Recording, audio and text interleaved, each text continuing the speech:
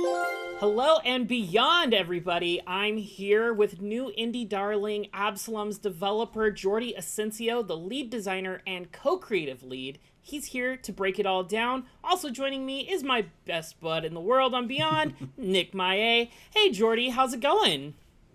Very well, very well. And you? Doing wonderful. It's a great way to start my morning off to get to talk about a game I've recently been falling in love with. I know it's a little bit later in the evening for you. But yeah, Absolum is great. It's a fantastic little beat 'em up brawler. Got some lots of DNA all over the place. But Jordy, tell us about Absolum and how it came to be. Whoa, it came a long way. I'm a fan of beat 'em up. It's like my favorite genre. So yeah, I wanted to make another one after Streets of Rage 4. Um, I'm a very big fan of Guardian Heroes on the Sega Saturn and Dungeon and Dragons Shadow over Mystara on the arcades. And I really felt these games were a little misunderstood at the time. They are so ahead of their time. It's so a huge adventure for short game like this. I was always amazed and fascinated by this game. So I wanted to recreate that feeling of exploring a world and have some branching path and grow a character, have a lot of secret. Um, and then yes, we pitched Absolum to the .mu direction, and yeah, they were enthusiastic, and let's go. I mean, That's awesome. I mean, with your track record with Streets of Rage 4, which was such a brilliant like reimagining for that franchise. Like I absolutely loved Streets of Rage growing up as a kid. So getting Streets of Rage 4 in the form that we got it was just chef's kiss for me. I was just like, yes, this is how I wanted this franchise to come back. And now we've got Absalom, which is building upon that formula in a really great way. And it has a lot of, DNA like Streets of Rage in there, but I also spotted some Golden Axe DNA in there. What other games served as inspiration for Absalom? well, it's true that Golden Axe is that classic feeling arcadey, but I wanted something more on the maybe Dragon's Crown from Hmm. Vanillaware.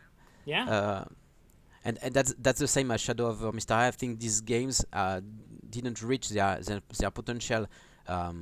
What I wanted to do with this game is that sometimes with beat 'em ups, it can be really challenging and maybe repetitive, so people get frustrated and can't enjoy all the content or the great graphics or music of other stage than the first stage, because they are games from the arcade, so they were meant to kill you at the boss of the first stage. So I tried to make a game where the character progresses at the same time as the player. You're gonna learn the game, and your character is becoming stronger. So it eliminates some frustration, and in the end, you're even gonna be a beat 'em up expert at the end of the road. So yeah, that was the main goal. It was for people that not necessarily enjoy beat 'em up to enjoy beat 'em up because it's a great genre. I just want to, since we're talking about inspirations, the art style is incredible. I'm loving this like Dungeons and Dragons kind of like grim dark Saturday morning cartoon fusion. Can you just tell us about the inspirations behind this art style? Yes, the art director Maxime Marie, he likes a lot of comic book, like Mike Mignola kind of vibe, and Headloper was a comic book that was a great inspiration too. He liked these strong, flat colored with outlines, and yeah, from the start we know comic books were the main inspiration. We even shaped the dialogue box as a comic book one. So from the start, we wanted really to feel like, yeah, you're watching a comic page, um, and that was very challenging because the lighting is quite hard. It's really important because it gives some 3D effect, and as this game is a little flat on the color, you have to really carefully select which color you use, how you light things. So I think it ended up pretty well. It looks stunning. It's obviously it's the first thing you see when you turn on the game and stuff. But I was the more I played it, the more I'm like, damn, this looks incredible. So good job. Yeah, on that. and the animation we found a really good artists, the Super Monk Studio. They have great animators that really understand the beat 'em up genre. So they really study old school sprites, and they captured that that feeling, because for a beat 'em up to work, the very first punch must feel really great. So it's a matter of rhythm. It's a matter of having the right frames and the right sound. So we start with that little nugget of a beat 'em up, just the punch, and we try to extend that feeling to the whole game.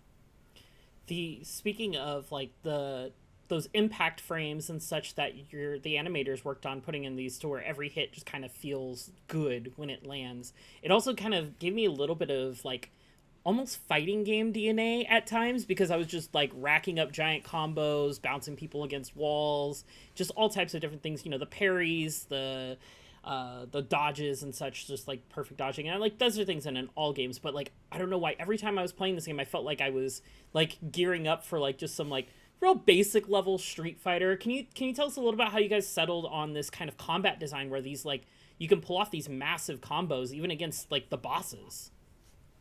Well, I come from the fighting game community. I played a lot when I was young, so it's in my DNA, and I really liked the games that were merging fighting games and beat them up, and so I try to apply the stuff. I also think that you have to be able to combo the boss. I mean, enemies and player should follow the same rules. It's not like you can't do something to a boss, so it's a little sad sometimes. So yeah, let's combo the boss. And also, merde, je sais plus ce que je veux dire. Yeah, the combat DNA. Je me souviens plus. Sorry, I'm gonna stop here. Yeah, no worries. No worries. I was thinking about saying something very important, but slipped my mind.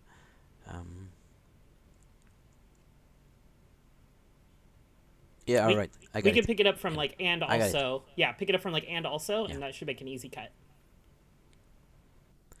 And also, what we tried in this one is when I looked at people playing Streets of Rage 4, I realized that sometimes they were saying, where is the dodge button? Because now it's a big trend to have like that rolling buttons for Hades, for example, or Dark Souls. So they were like searching a way to defend themselves. In Streets of Rage, the defense is more organic. I mean, you have to stay away from the hit and use maybe invulnerable moves, and so it's kind of hard for newcomers to grasp these concepts. So I said let's put on the controller a defense button, but I didn't want it to be a brainless attack roll type of game. So you have that identified B button that is a dodge button, but you can dodge sometimes you can parry if you dash toward your opponents, and you can even come back to the line. So you have these little decisions to make. at some point it's almost like a Sekiro where you have to do the right thing at the right time. So I think like a fighting game, defense is always important as important as the attack to make a good fighting dynamic. Yeah, no, you mentioned something about how it feels bad in some games when you can't do something that you see the enemies and the bosses do. And I think you guys do a really smart twist at the very end of one of the runs where along that dynamic. And I'm not going to spoil it here because the game's not out and obviously people won't have seen it yet. But I think it's just a really clever. So I just want to give you kudos to that because when I hit that point last night on my first clear, I was just like, oh, that is so wickedly smart. And I can't wait for more players to see that happen. Cool. Now there's 4 different characters to choose from. You did an interview with PC Gamer where you guys you talked about the D&D archetypes and how you gave them your own twist. Do you play or did you grow up playing a lot of D&D? If so, did you have like a favorite class or a character you've created from your time with like D&D? Yeah, well, my D&D experience is a lot of the Capcom game. So and then when I worked at Cyanide, there was a lot of RPG fans. So I did some campaigns, and most of the time I'm like the honest character, you know. Running the paladin, the cleric, the just lawful good. But then I played with a friend, and he was the lawful good one. So I went a little to the chaos side, and now I'm full chaotic. Yeah, I'm the strange character. You don't know his talent yet, most of the time. So yeah, Very the cool. underdog. I'm a huge D&D nerd, so like I always love getting to just like hear about other people's characters and like their play style for D&D. If you guys were to add another character later down the road for Absolum, what class would you like to base it on? Good question. Good question. I mean, because right now you guys have like the fighter, you have like the mage or wizard, I should say. You've got like kind of the rogue with cider, and then I guess kind of a barbarian kind of with one of the characters kind of play styles. Well, I'm a huge fan of cleric too. So yeah, maybe I don't know. I don't know. What about you? What do you want in the game? I mean. I think maybe like a druid would be fun. You've already got like the animal companions in there that you get to ride throughout the game, so I think that could be fun and like you can summon skeletons and such. I think adding more kind of summons could be cool, or go like just kind of necromancy school for like another wizard class. That could be interesting. I haven't put a whole lot of time in with I think his name is Brome, the frog wizard. Yes. Yeah, I haven't put a lot of time in with him yet. I've only got like 2 or 3 runs in with him, but so who knows? Maybe he's got more stuff like that. But so far, what I've seen is more wizard, like just blow stuff up kind of abilities. Oh, you can already summon skeletons in the game. Yeah. So yeah, I think the druid would kind of be my thing. Kind of let me summon some bears or some of those boars. Old bear. That's I mean, I'm playing Baldur's Gate 3 right now, and I'm always in a old bear shape. So you're playing a druid right now in Baldur's Smart. Gate. Love it. Yes. Yes, it's great. Now, Absolum is also a roguelite, which is, I think a brilliant evolution for the beat-em-up genre. I think beat-em-ups were kind of the original roguelites to a degree. Yeah. Just because they're more rogue-like, not roguelite, because you literally started over with nothing from your previous runs back in the day. But after my 3rd run, each run had felt like really unique, whether it was me taking a different path revealing itself. Some of them felt random, some of them felt scripted. How does the game decide when to give these events? And are these scripted, or are they random factors and when these pop up? Well, both actually. That was one of the main thing we wanted to do, is to have each run feel fresh. So I love when you have a little routine in a game, and then you have a surprise. You think you know that place, but now there is something strange you don't know. And we are huge fan of secrets, and they are very cryptic. I mean, even between us, we often discussed about maybe this thing is a little too hidden. I don't know, and yeah, we ended up, maybe giving more hints, but there are a lot of secrets in the game. So yeah, some are scripted with your progression. So we want that things happen regularly to you, and some are random and are put in systems, so it happens regularly, and it becomes a part of the game. How many? I don't know. Do you know how many like different permutations with those like random events there are in the game? Have you guys like tallied out how many different like types of runs people could get if they were to like play this game for 100 hours? Like how many permutations could they potentially see? Well, I mean, as you have like hundreds of level, and there are random things in every level, so I can't count them, and that's why it's a really hard game to test. You can ask QA. Um, it's nearly impossible to test. So yeah, I think there are a lot.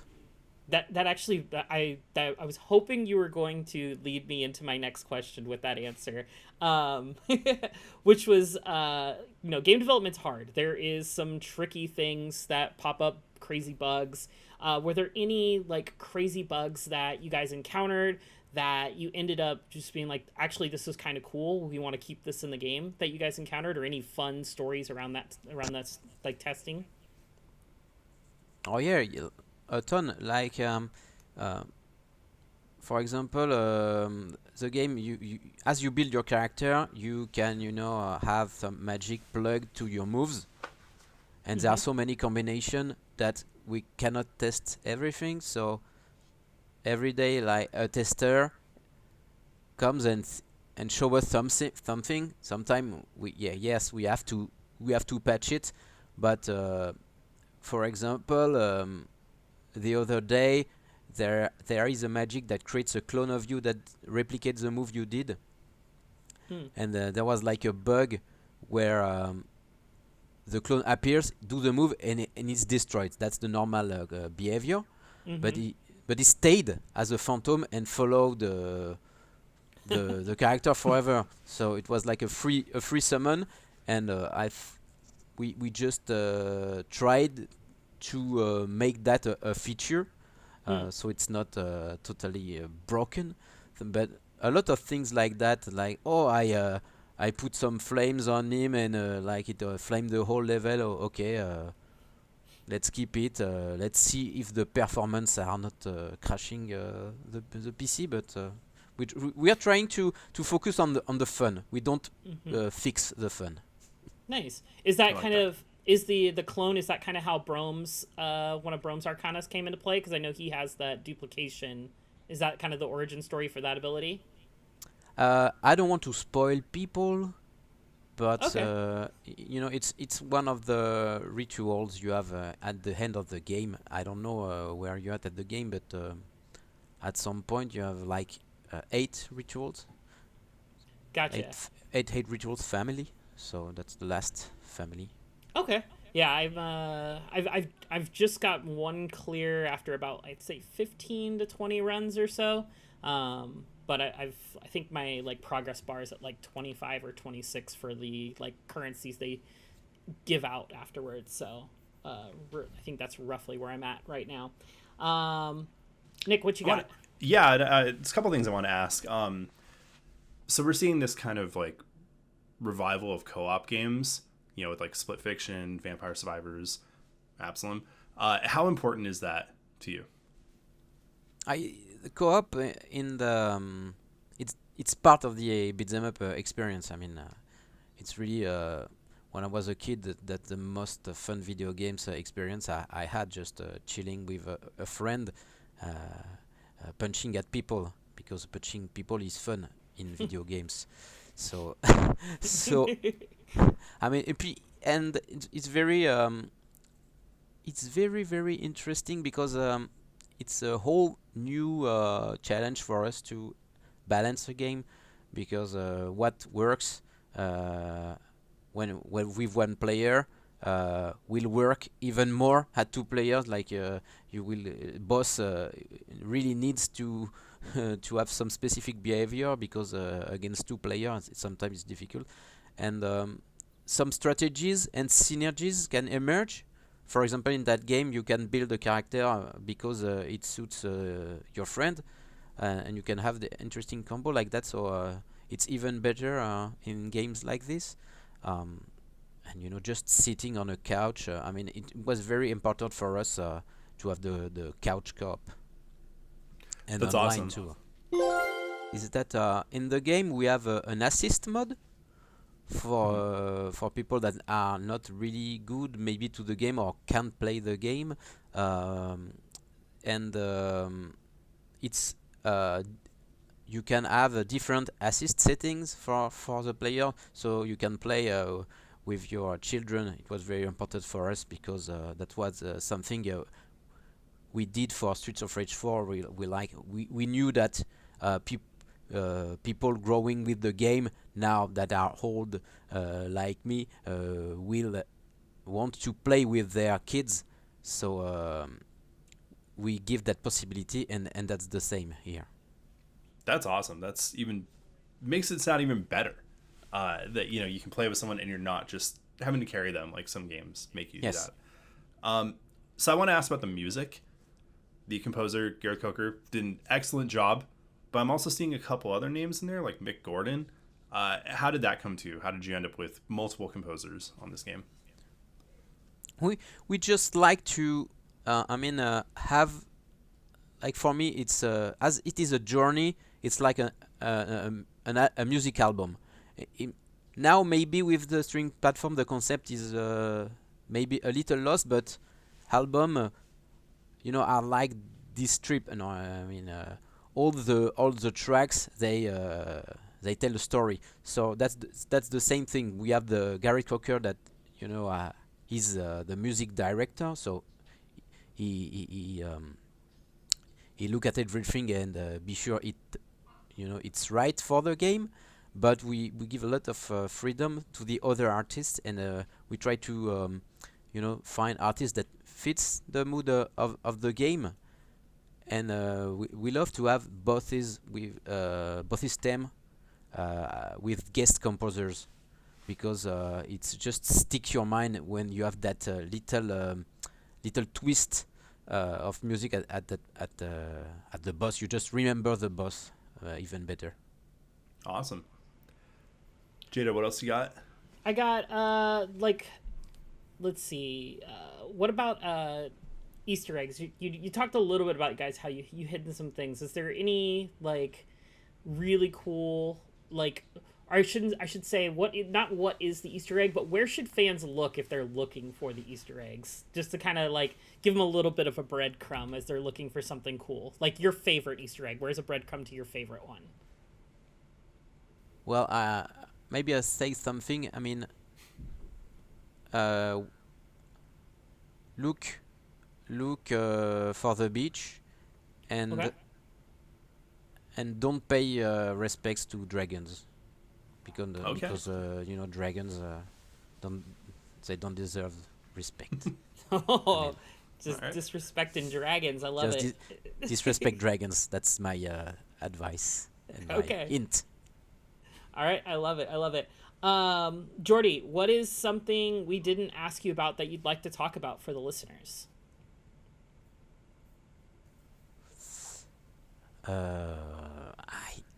I don't know. I mean, you did a pretty good job, so you ask a very good question. So I mean, I wanted to talk about the defense mechanics. Mm-hmm.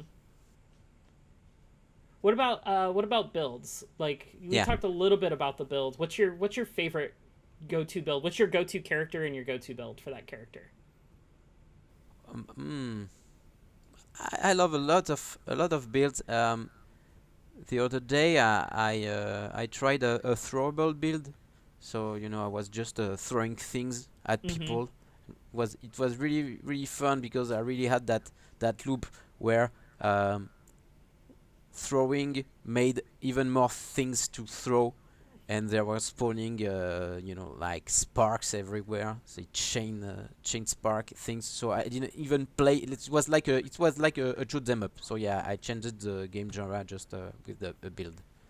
That's literally the build I kind of went with last night. I had a 120% damage bonus to throwables, and then I had, every time I critted, it dropped more throwables on the field. So my field was just littered with rocks, throwing knives, explosives. I also had the finisher for the thorns. Like, I was just deleting people with it. That's a very fun build. I highly recommend. Don't dismiss the throwables in this game. For those who are picking it up, do not dismiss them. They are very strong and very fun. What's a build that you've come across where you thought, this isn't going to work, and then it just, surprise, it ended up working out? It was super fun. Well, I mean, builds that kind of bypass the combat system. I mean, I felt that it should always be linked to the combat. We should always have that strong core mechanic. And then I said to myself, no, let's let's let people play the game how they want. So if they want to put everybody in a bubble from a distance and then it blows, let them do that. I mean, don't fix the fun. All right. Well, I think that is another one in the books, everybody. Jordi, thank you so much for stopping by. Do you have any final words for the audience that are listening to the interview? I hope you enjoyed the game and you have a great adventure in Absolum world. I'll be online playing with people, so yeah, I hope we play together, everybody. What is it? How will people be able to recognize you if you guys get paired up? Wait, yeah, I'm disrespecting dragons. So disrespecting dragons? Yeah, that's me. Excuse me, I love it. That made me choke. There you have it, everybody. Absolum is out October 9th on PlayStation, Nintendo Switch, and PC, so be sure to check it out if you're a fan of beat-em-ups, roguelites, or frog wizards. Until next time, Beyond. Beyond. Ciao, Beyond. Hey, thanks for watching this clip from Beyond, IGN's weekly PlayStation show. You can find the full episode over on youtube.com/IGN Games. And don't forget, new episodes of Beyond drop every Wednesday on IGN.com, the IGN Games YouTube, and all your favorite podcast platforms. Thanks again for watching, and as always, Beyond.